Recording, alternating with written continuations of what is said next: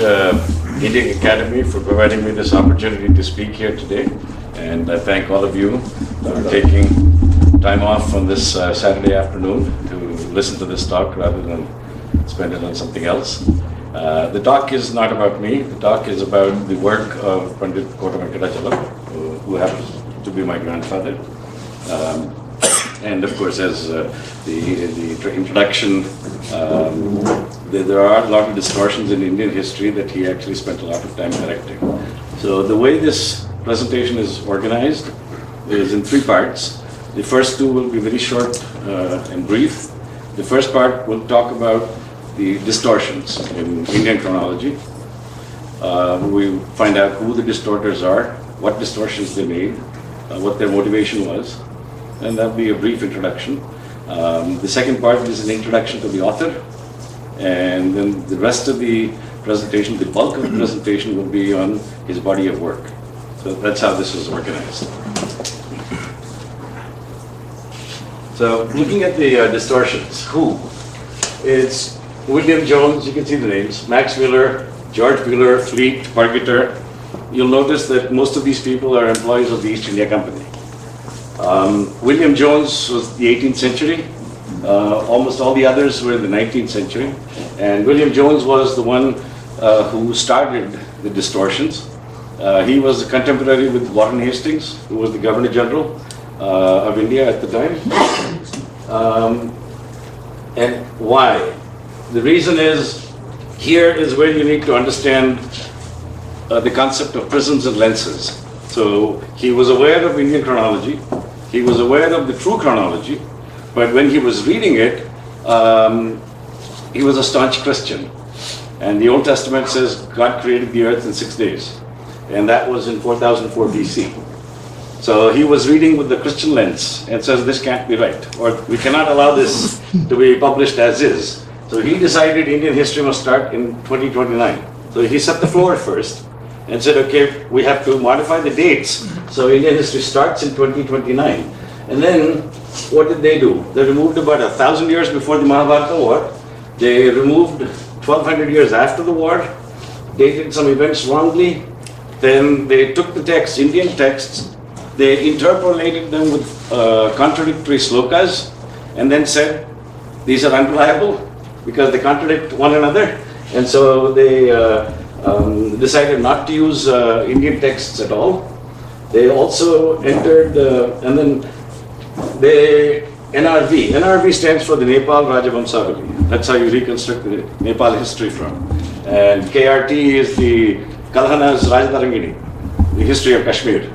And so he introduced spurious slokas in these, the Nepal Rajavamsavali, which uses the Kali era, but in Nepal was prevalent the Sri Harsha era. And the Sri Harsha era he mapped to Sri Harsha Siladitya. So from 457 BC, he moved it to 6th century AD. And so that lopped off 3,400 years in Nepal's history. So they rejected Hindu texts as fictional and unreliable. So they said everything before the Kali Yuga is poetry. It's not real, it's poetry. So they started with the Kali Yuga, but decided history must start in this day. And by rejecting Hindu texts, what did they rely on? They relied on accounts of foreign travelers, like Fahian, Huon Sang, Megasthenes. So they took skimpy accounts from these foreign travelers to construct Indian chronology. Now, to support their dates, they actually forged coins. Now we talk about tampering of evidence. They actually forged coins, forged inscriptions, and then said that this is authoritative, and therefore this is the basis of the chronology that they've constructed. They actually destroyed genuine evidence. So if you read Panditji's books, one of the things he says is nothing has been found in the BC era. All the findings, archaeological, numismatic, the inscriptions, prashastis, were found after Christ. And so that's raises questions. They created the Aryan race and the Aryan invasion theory. That was thanks to Max Mueller. To give you an example, this example at the bottom, can everybody see the bottom of the screen? Okay, this example is from Megasthenes Indica. Now, Megasthenes apparently lived in India for a few years. He wrote a book called Indica that nobody can find. Nobody has found the primary source to verify anybody's claims. 400 years after Megasthenes, there were historians called Arrian and Strabo, and they wrote commentaries on Indica. Even those are not found. But then in the 18th century, suddenly there was a J.W. McCrindle who published a text and said it was an English translation of Arrian's commentary on Indica. So that's the source. So with that source, the three names that he found were Sandramis, Sandracota, Sandrasiptus. And here, there are two Chandraguptas in Indian history. One of the Maurya Empire and one of the Gupta Empire. Father, son, grandson. Father, son, grandson. So it doesn't take a lot of education or intelligence to see that Sandrasiptus matches with Samudragupta. Sandracotus, of course, is Chandragupta, no confusion here. But Sandramis maps to Chandramas, which is the Gupta dynasty. William Jones mapped it to the Maurya dynasty. And that pulled Indian history up by 1200 years. 1200 years, from 1534 to 327. So that briefly are the distortions. What is the result of those distortions? Buddha, Chandragupta Maurya, Patanjali, Adi-Shankara moved up by 1200 years. Andhra Satavahanas were moved from the 9th century to the 3rd century BC. Varahamihira from 123 BC to 505 AD. And the Gupta kings moved up by 700 years. The Sungas, Kanvas and Andhras were made contemporaries, although they ruled one after the other in sequence on the Magadha Empire. Vikramaditya, Salivahana and 4 entire dynasties were removed from Indian history. Vikramaditya and Salivahana, emperors who had eras named after them, were completely removed from history. Mahabharata war moved from that date to this date. So this is the result of those distortions. Now you can imagine that by doing all of this, the chronology that they produced didn't match the original in any way, and it was very confusing for anyone to even try and correct. So Panditji's approach was to reconstruct it from scratch, from Shruti and Smriti, rather than try and correct the chronology that they had produced. So, brief biography of Panditji. Was a traditional scholar who was well grounded in Shruti and Smriti, and he was, because of that grounding, he identified many of those distortions. Of course, a lot of the distortions that William Jones did was known before Panditji began his work, but there were others that he found as he was researching, and he decided to reconstruct chronology. He started his research when he was 23 years old, 1908, and spent 51 years and wrote 24 books. And over time, you can see the titles that he has been awarded. And eventually, he became the Peethadipati of Abhinava Virupaksha Peetham. And there's a picture here. This is the Mahaswami of Sringeri, initiating him as the Peethadipati of Abhinava Virupaksha Peetham. So he is Shankaracharya of the Sringeri Parampara. Now, the methodology that he used was a multidisciplinary approach. He felt that ancient texts were the primary source. Ancient texts were the primary source. And he felt that prashastis and inscriptions, and these are used to corroborate what the texts say. Because with a coin, you can corroborate one date. You can't write a history based on one coin. So he took texts as the primary source. And then, of course, he also drew from legends and folklore. So, for example, if there was an emperor and there's very little text that talk about his lifetime, then the place he grew up in, there may be ballads and poems and songs, plays, street plays. So there is civilizational memory of the emperor. So there are traditions also that one can draw from.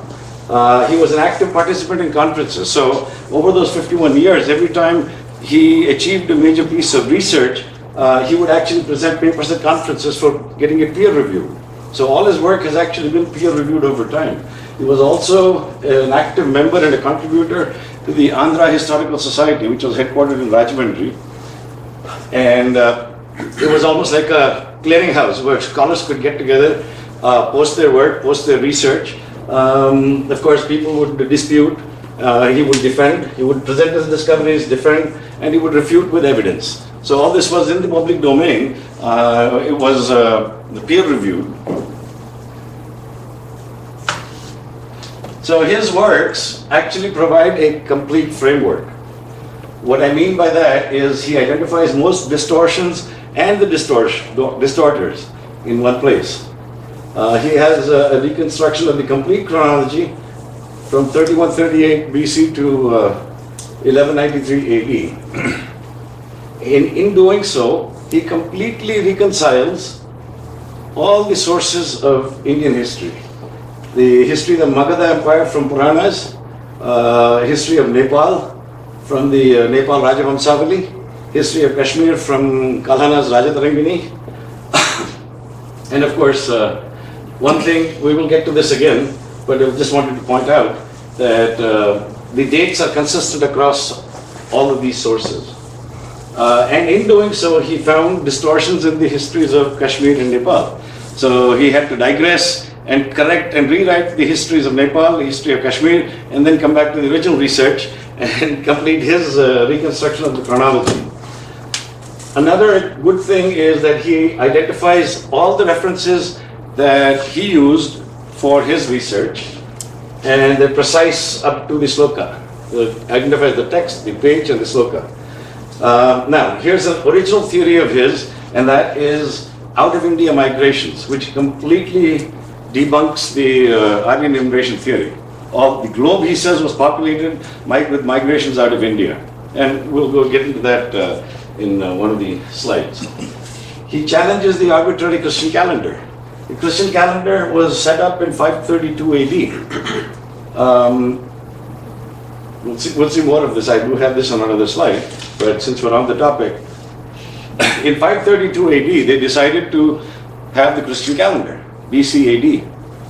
But Christ lived to be 33.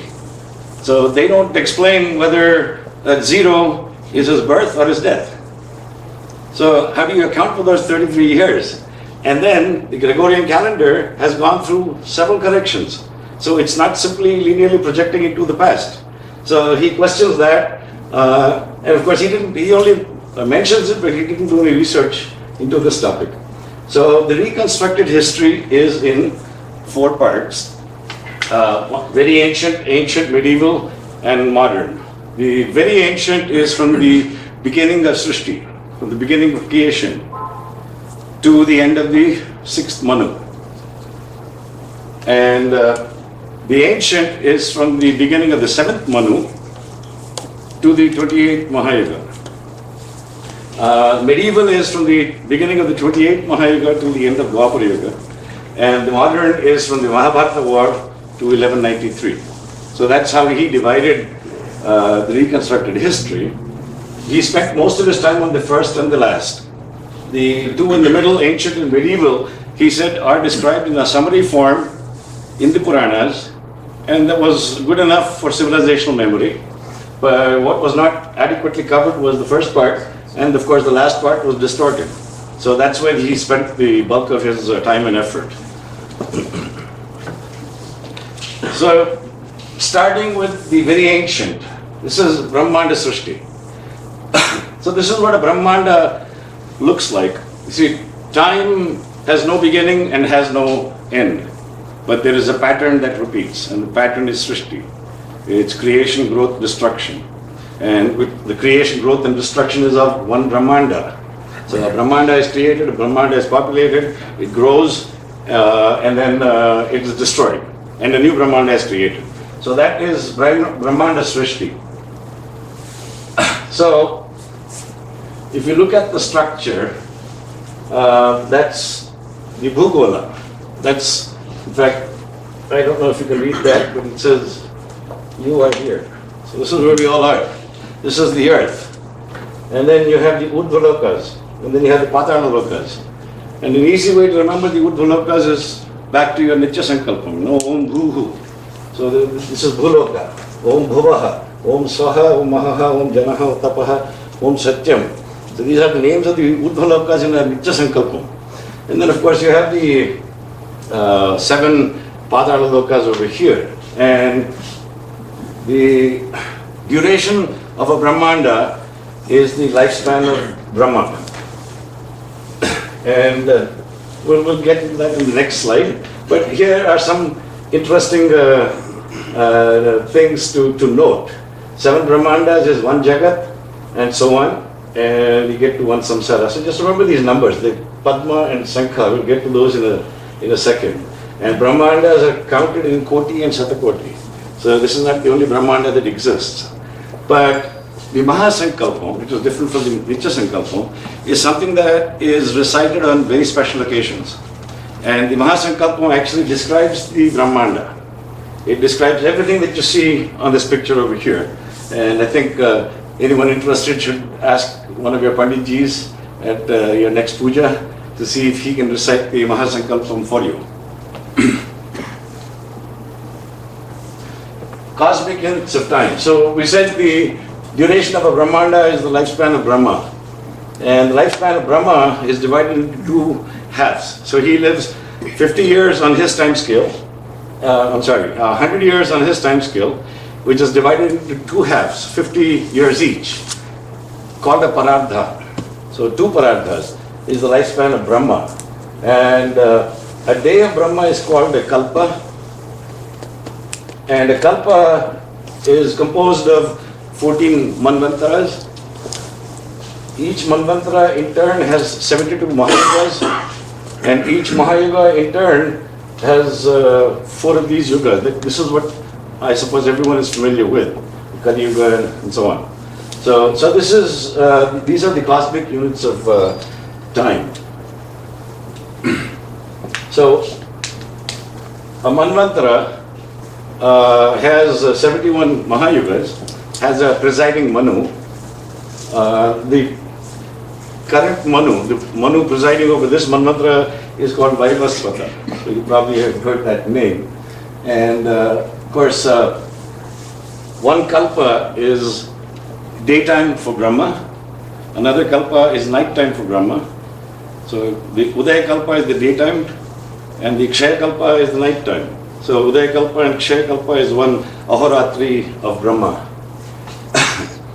At the end of every Mahayuga is what is called Yuga Pradaya.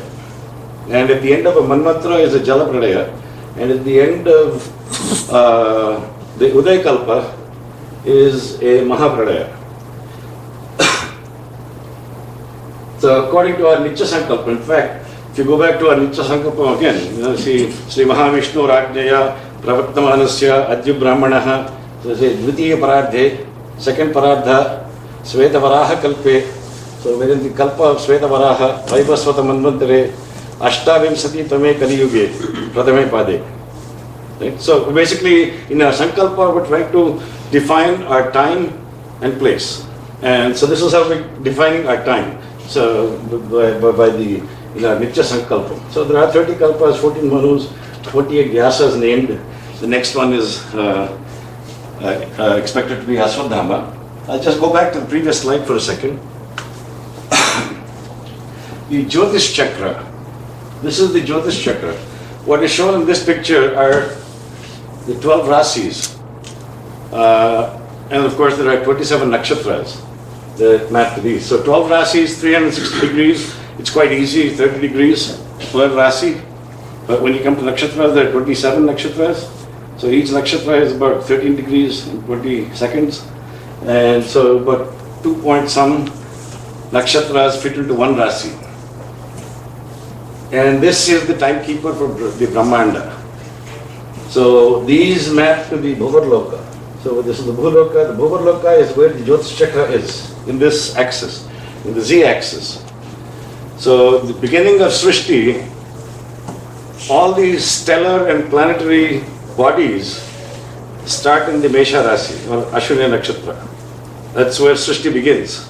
And then movement starts, each at its own speed, each in its own orbit.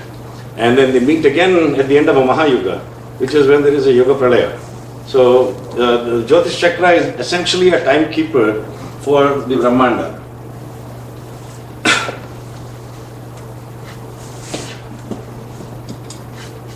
So just to give you an idea now, to deal with numbers that big, these are the numbers Panditji found in his research. So the first column, these two columns repeat. The first column talks about the number of zeros after 1 and what this is actually called in Sanskrit. And the largest number he found was 1 followed by 62 zeros. This is the largest named number he found in his research from the Rig Veda, Atharva Veda, and Surya Siddhanta. So just thought I'd include that for some detail. So these are the kalpas of Brahma, and you find that the first one is Svetavaraha Kalpa. And 15 Sukla Kalpas and 15 Krishna Paksha Kalpas, and that's a month of Brahma. And then of course there are 14 Manus in each Kalpa. Vaivasvata is the 7th. Our Manvantara is the 7th. So, what we are used to in geography is reading about the Earth as an eastern hemisphere and a western hemisphere. And we've been taught that the prime meridian, 0 degrees, it passes through Greenwich. What our Suti says is that there's a northern hemisphere and a southern hemisphere. And you look at the Earth from the top. So the center, this is the North Pole. And all the ones that you see, that's the equator. Now, what Panditji's research shows is this is Jambudvipa. So going back to our Nitya Sankalpa,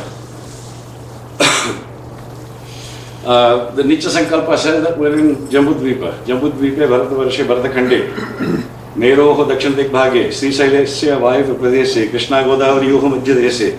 So now first we covered time, now we're covering space. Where are we? We're on Jambudvipa. There's Jambudvipa. Meroho Dakshin Digbhage. Sri Sailesya Vayu Pradeshe, Krishna Godavari Yuho Madhyadeshe. So in the Nitya Sankalpa you identify who you are, where you are, what time you're in, and what you're about to do. So this is a picture of Jambudvipa. Now, what he asserts is that all the landmass was in the northern hemisphere. All the land, the entire landmass, that includes Asia, Africa, Europe, the Americas. All of this was in the northern hemisphere, and that was part of Jambudvipa. The southern hemisphere was where the other continents existed, the other dvipas, but they were submerged with the 7 oceans in the southern hemisphere. So this is what ancient Jambudvipa looked like. And then coming to Bharatavarsha, Jambudvipa Bharatavarshe, Bharatakhande. This is what the ancient Bharatavarsha looks like. And in this picture, this is the equator at the bottom. This is the equator. There's India as we know it today. All this was one landmass. There was an ocean here called the Eastern Ocean. There was an ocean over here called the Western Ocean, and an ocean over here called the Southern Ocean. All this was a single landmass, and you could walk from India to Africa. And over here, you can see this is the Saraswati. And the Saraswati goes to and through Africa and actually dumps its water in the Western Ocean. And this line here is the Drishadvati river. So Brahmavarta is the land between Drishadvati and Saraswati. And this is where Suti was revealed, and that is where Suti was handed to humans. And right next to Brahmavarta is Adyavarta, which is where human form took shape. That India is the cradle of humanity and mankind. So the prime meridian, according to our Suti, passes through Hastinapur, Ujjain, and Lanka. And what he asserts over here is Sri Lanka is not the Lanka of Ramayana. The Lanka of Ramayana is on the prime meridian, and the prime meridian passes through Hastinapur, Ujjain, and Lanka, and he says Lanka is on the equator. It's on the equator, it's submerged today. So Sruti manifests in Brahmavatta, humans created in Aryavatta, was a single landmass, and this cycle repeats after every pralaya. Every time Srishti begins, it starts again in this manner. And then he talks about migrations out of India. So there were what are called the Dasyus. The Dasyus are defined in the Rig Veda, and Manusmriti actually explains who they are, what they are. These are kings that stopped observing Vedic rituals. And these people were excommunicated and driven to the northwest of the country. And so this is how the migration started. It completely refutes the island invasion theory and asserts that the people and the knowledge migrated out of India to the west. That knowledge didn't come to India, knowledge went from India to the west. So, more on the migrations. So the Rig Veda mentions Dasyus and describes them as Kshatriya kings who stopped observing Vedic rituals. The Manusmriti actually identifies specific tribes of Dasyus, and it says that so-and-so, Dravid Dasa, Yavanas. So you must have seen controversies about Yavanas being Greeks or not. They're Indians. They're Indians who migrated out of India. They were not Greeks who came to India. So we'll see this again. Their history goes as far back as the Emperor Sagara. Sagara was a descendant of Harishchandra, an ancestor of Lord Rama. And Sagara was the one that actually overpowered all of these tribes, and he was the one that drove them out of the country. They are mentioned in the Mahabharata war. All the Yavana kings fought on the side of Duryodhana, and they are named in the Mahabharata 3138 BC, when Greek didn't even exist. Greece didn't exist. They are mentioned in the times of Ashoka. Ashoka's edicts talk about Yavana kings. So the kingdoms, the main kingdoms, and you can see them on the map. It's probably too small for you to read. But Abhisara, Uraga, Simhapura, Diva, Kataka, and Uttara Jyotisha are 5 kingdoms that are constantly mentioned through our itihasas. And as these people migrated to the west, here is how Sanskrit names got morphed into the names we know them as today.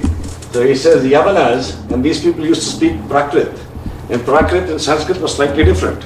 There was no Sa in Prakrit. It was Ha. So Sapta Sindhu became Hapta Hindu. Or Sindhustan became a Hindustan. So the differences. So Yavana was pronounced as Yona. And by the time they got to Greece and got written into the Roman script, it became Iona or Ionia. So you see, this is the original Sanskrit name. And these regions took names of the tribes that settled there. Settled in what is now called Crete, and so on. So these are examples. So the Sakas went to Iran, essentially. So the Sakas mainly went to Iran and then migrated west from Iran. The Chinas populated China, and so on. Now, Homer's Iliad, the Greek civilization started around 1000 BC. Homer lived around 800 BC. So it was still a fledgling civilization, which was still very primitive and backward. Yet in Iliad, he is describing a kingdom that's very, very advanced. And so the question is, did Greece go backward? Or is it that he is recounting poetry, remembering a different civilization in the past? So what he says is that the history of ancient Greece is the history of Bharat. So Homer's Iliad is essentially talking about, he talks about the capture of Troy.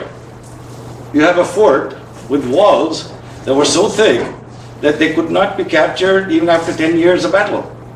And he talks about a fleet of 1,000 ships. And Greece was not that advanced. So the conclusion is that this was Ionia. So these were Yavanas whose civilizational memory of India still existed. It's just that it's got packaged differently and we're taught it differently. So that was the very ancient. We'll skip over the ancient and medieval and come straight to the modern. So when we come to the modern, that's starting with the Mahabharata War till 1193. So when you come to the modern history, again, like I said, time has no beginning, has no end, but we put markers on it. Just like we have the BC AD calendar, there are other markers too. And so,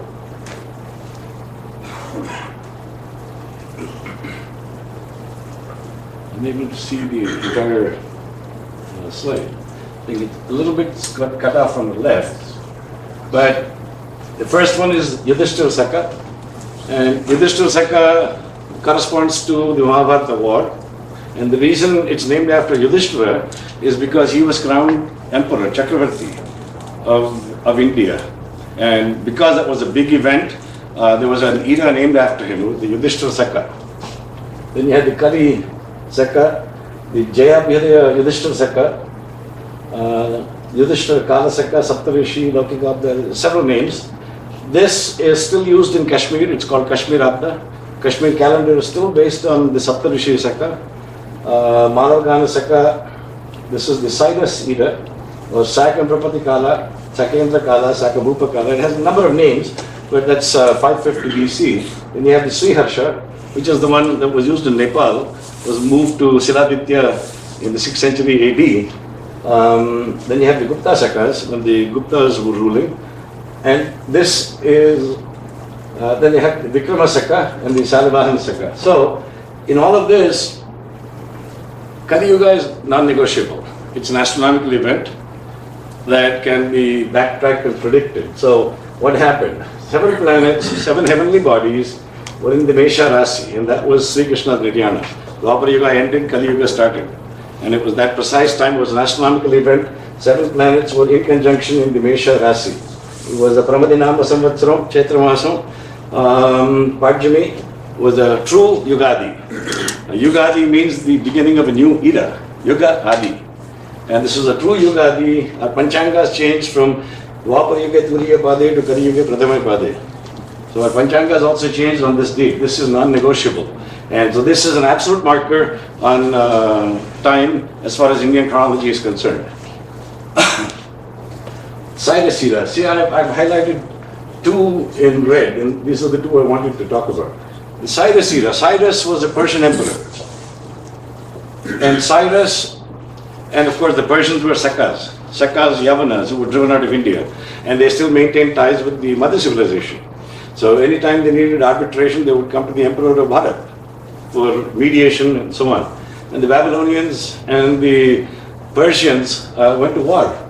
And the Persians asked Bharat for help, and the emperor actually sent an army, and Cyrus, was the Persian king, was able to overthrow the Babylonians, and they established an empire in his honor.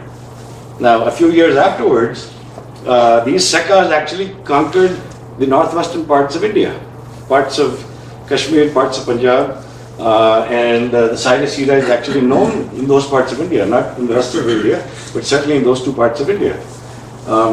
And the Cyrus era is mentioned by Rudragarga in his astronomy books. It's mentioned by Varahamihira, it's mentioned by Kalhana in Rajatarangini, Kashmir. Talks about the Cyrus era. See, Saka, and this is where the Britishers added some confusion. The word Saka has 2 meanings in Sanskrit. One is powerful country. So it started with a powerful country. And over time, it was changed to people that used to live there. So first it was for the country, then it became the people of that country. So the Sakas are basically the people from Persia. The second meaning is, the more common meaning, is era or epoch. Era. So what the Britishers did in their distortion, they ignored this, they ignored this, they ignored this. They actually moved this down. They moved 725 BC over here. They moved this to 6th century AD. And they said these 2 are fictional people. Vikramaditya who had an era named after him, Salivahana, who had an era named after him. He said these people are fiction, and they removed 1300 years of the Agnivamsa kings. These got removed, and that's really what they did. Now, Buddhist and Jain texts, and we'll touch upon that also, they also have a Yudhishthira era, but their Yudhishthira era starts 468 years after Kali, which maps to 2634 BC. So these are Jain texts. So the point here is, depending on what text you're looking at, you have to know which era those dates are in. And the numbers by themselves don't tell you the whole story. You have to know which era they're in to normalize and reconcile across texts. So, reconstructing the Mahabharata war. So there were three. Is there any way to adjust this? We're losing the left part of the. We're losing the left part of that table. No, maybe. No, there's keystone.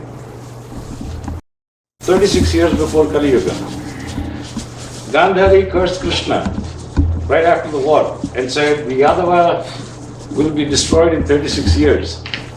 And Yudhishthira sees bad omens about that time. Krishna sees bad omens about that time. This is the internal evidence. And everybody agrees that Yudhishthira ruled for 36 years before the beginning of Kali Yuga.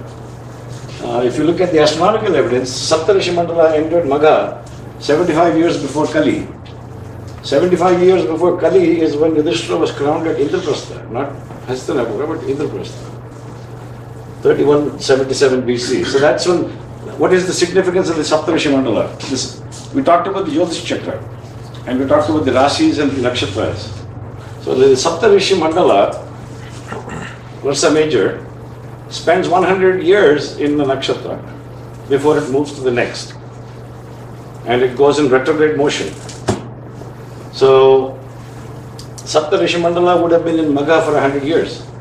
So if it started over here, in 25 years after Kali Yuga started, is Yudhishthira Swargarohana. And that's when it enters the next star in retrograde motion, which is Aslesha, from Mesha to Magha to Aslesha. So that's 100 years. So this is a good verification tool. So when you look at dynasties, and that's probably on the next slide, we'll get back to that, but I just wanted to mention the significance of the Saptarishi Mandala. It spends 100 years in every nakshatra before it moves to the next one. Varaha Mihira quotes Vidyagarga and talks about Yudhishthira Swargarohana using the Cyrus era. Using the Cyrus era that we just saw, 550 BC. Kalhana reasserts Varaha Mihira in Rajatarangini, using the same sloka. He talks about when the Swargarohana happened, the Saptarishi Mandala was in Magha, and that's how he establishes the dates. Then, of course, you've got inscriptional evidence, and one I'll focus on is this one here. King Sudhanva. Now, this inscription uses the Yudhishthira Saka, 3138 BC, and it's on a copper plate that was given to Adi Shankara when he was actually visiting that region. So apparently there were about 300 Pandits of different faiths, and Adi Shankara debated those 300 people, and he won over all of them, and the king was so pleased. The king was a Jain, and he was so convinced with Adi Shankara's arguments that he became a follower of Adi Shankara and wrote an inscription for him, and this was the year Adi Shankara's Niryana also occurred.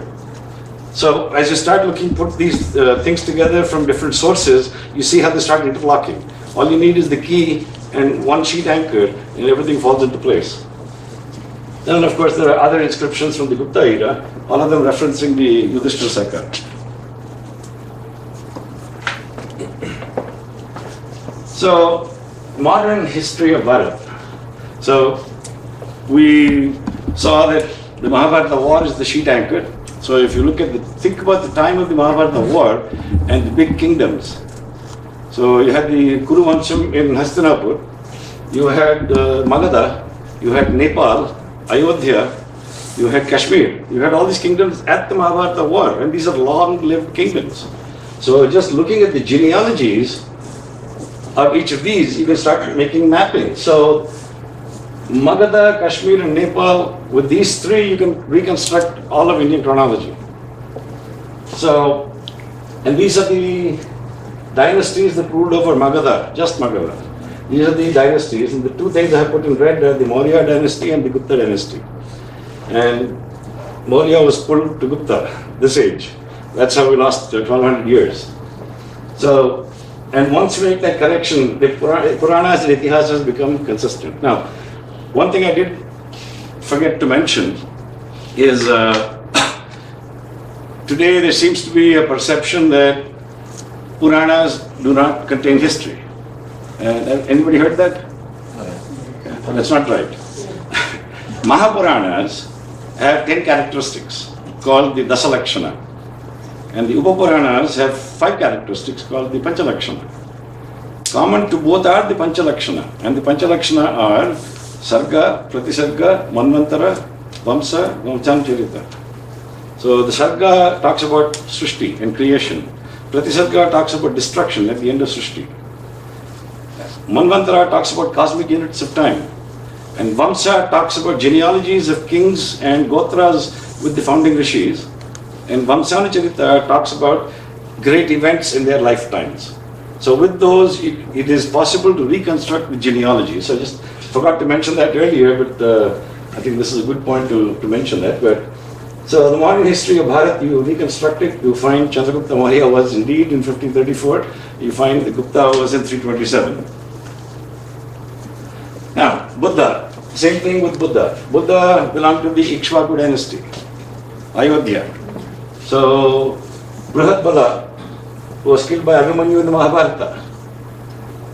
And you'll find, if you look at the genealogy, which is in several Puranas, you'll find the 22nd, 23rd and 24th kings are Shuddhodana, Siddhartha and Rahul. Sound familiar? So, this is Buddha right here. And he was the contemporary of Kshemat, Bimbisara and Ajatasattu. And we know that Ajatasattu's coronation was in this year, and Buddha was 72 years old at that time. There are Buddhist texts that say that his Nirvana occurred when he was 80 years old. And we know when he was 72. Nagarjuna was spreading Buddhism in Kashmir in the 13th century. So Buddha could not have lived before the 13th century. So you can start using this data to start constructing and rule out certain dates and zero in, and then we can get something that's confirmatory that allows you to zero in and predict a particular date. And then there is also astronomical proof, Buddha Purnima, which is in Vaisakha Masam. Vaisakha Purnima is Buddha Purnima, and that was 1807. So that's how the date of Buddha was fixed. You look at Adi Shankara. The many books called Shankara Vijaya have been published, and each one of them was written by one disciple or the other. But the most authoritative one is one that was written by his childhood companion called Vishnu Sarma, and that is the Brihat Shankara Vijaya. And the Brihat Shankara Vijaya, of course, all the dates are in, actually some dates, all the dates in Brihat Shankara Vijaya are in the Yudhishthira Saka. Date from 3138 BC, and he establishes Vaisakha Sukla Panchami, Nandanana Samvatsaram is when Adi Shankara was born. That's to 509 BC. Here is where we can corroborate from Jain texts. Kumarila Bhattu. Adi Shankara met Kumarila Bhattu, and he is apparently 48 years older than Adi Shankara. And Adi Shankara was 15 years old. Wanted to debate with Kumarila Bhattu. This is from the Jina Vijaya, from the Jain texts. Kumarila Bhattu was a student of Mahavir Jain. They were not contemporaries of Buddha. Kumarila Bhattu was the student of Mahavir Jain, and he went there only to learn about Jainism, so he could defeat Jains in debate. And so when his cheating was caught, the disciples of Mahavir Jain actually threw him off the roof of the Guru's house. And then when Adi Shankara met him, he was actually doing self-immolation. And that was his prayashchittam for having cheated his teacher, his Guru. So anyhow, so the date gets fixed. We know how old he was. Nepala Rajavansavali talks about Adi Shankara visiting Kashmir, because Adi Shankara, his guru was Govinda Padacharya, and when Govinda Padacharya attains Siddhi, Adi Shankara actually goes to Badrikashram to meet his Param Guru, his guru's guru, which is Gaudapadacharya. And so this is his visit to Kashmir. You can get this from the Nepal Rajavamsavali. And then of course Sudanva's inscription we saw on the previous slide fixes another date. And then of course 367, Kalhana in Rajatarangini talks about Gopaditya building temples for Adi Shankara. So with Gopaditya building temples for Adi Shankara in the 4th century BC, there is no way that he could have been in 788 AD. Right? This is what they say.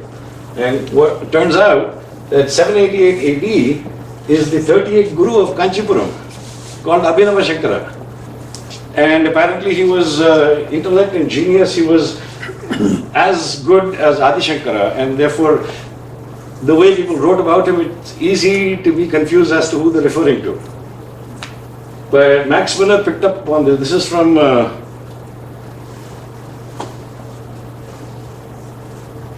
think it's called Sankara Mandara Saurabham. And that was the text from which Max Muller picked this date of 788 and said Adi Shankara was born 8th century AD.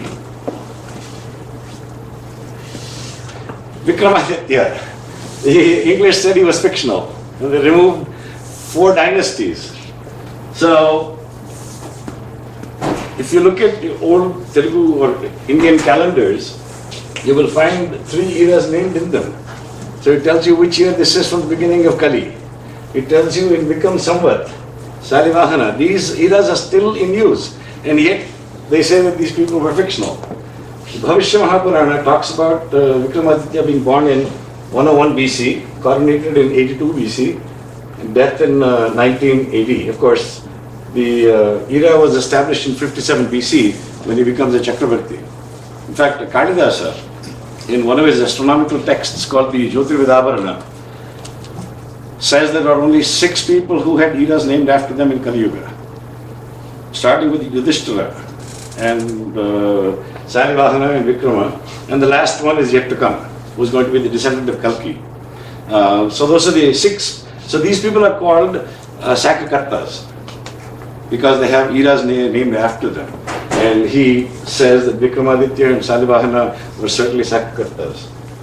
So Jyotirvidavarana, he says he wrote this in 3068 of the Kali era, which works out to 33 BC, identifies himself. So that there's no confusion as to which Kalidasa we're talking about. He said he wrote 3 texts, including Raghuvamsam and Jyotirvidavarana. So we know which Kalidasa we're talking about. So that's 1st century BC. He talks about the conquest of the Sakas, talks about the vastness of Vikramaditya's empire. Vikramaditya conquers even Nepal and Kashmir. And it is in 57 BC that he actually goes to install Amsuvarman as a Samanta in Nepal. And that is when the era started. It was after he conquered Nepal is when the era actually started. Rajatarangini talks about Vikramaditya appointing Matrugupta as the king of Kashmir in 14 AD. But then Vikramaditya died in 19 AD and Matrugupta abdicated the throne. Ptolemy identifies Vikramaditya and the era. Buddhist texts talk about him. William Jones was aware of it before he started his distortions. And some other dates that were reconciled is Aryabhata 2765. In Aryabhatiyam, he says, 360 years into this era, I was 23 and wrote this text, is what he states in Aryabhatiyam. That puts him at 2765, is when he was born. He was 23 in 2742. So 2742 is when we wrote the Aryabhatiyam. Patanjali. Patanjali, we have, from the history of Kashmir, we can see that his Mahabhashya was being taught in Kashmir in the 13th century. So Patanjali could not have been before this date. I'm sorry, after this date. It would have to have been before this date. And if Patanjali belongs to that date, Panini was before him. Panini is definitely before Patanjali, because Patanjali wrote the Mahabhashya on Panini's works. Varahamihira, Panchasiddhantika, he says he was born in 427 Sakakala, meaning Cyrus era. But the English said no, Sakakala is Salivahana Saka, which is 78 AD. So 78 plus 427, they put him in 505 AD, whereas he actually belonged to 123 BC. Jyotirvidavarana. Varahamihira, well, Jyotirvidavarana, Kalidasa mentions the Navaratnas in Vikramaditya's court. And he mentions Varahamihira by name. He says he was his contemporary.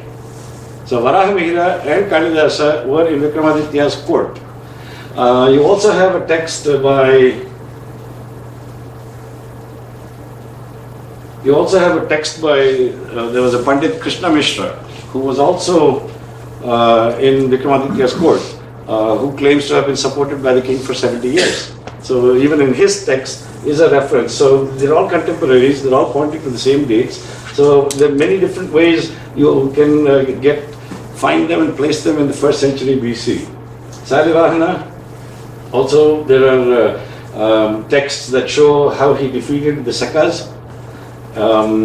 Having defeated the Sakas, he drove them out west and made the Sindhu River the dividing line between the Mlechastan and Aryavarta. Bhaskaracharya, again 486 AD, not 1114 AD. He documents that in his text, Siddhanta Shiromani, which is composed again using the Cyrus era. It was 1036 Cyrus era. And you'll find out that it was 486 AD and not 1114 AD. As I told you, he used to publish papers, he used to get them peer reviewed, he used to participate in the Andhra Historical Society. And here's an example when Panditji had actually posted an article. There was Rao Bahadur P.V. Kane, who was one of the officiating members of that historical society, was very critical of him. And he claimed that the Pandavas are alive in Kali 653 and Mahabharata war is in 2448, because he was using Sakakala as 78 AD, Salivahana Saka. He was not aware of the Cyrus era. The moment you plug in the Cyrus era, it goes back to 3138. So, and this was actually in public, in writing, through the periodicals of that historical society. So these are examples of how well peer-reviewed his works have been. And then of course he does say Yavanas were Bharatiya Kshatriya kings, they were not Greeks.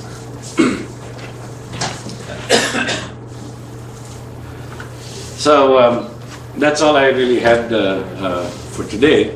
And if there are any questions, I'd be glad to answer.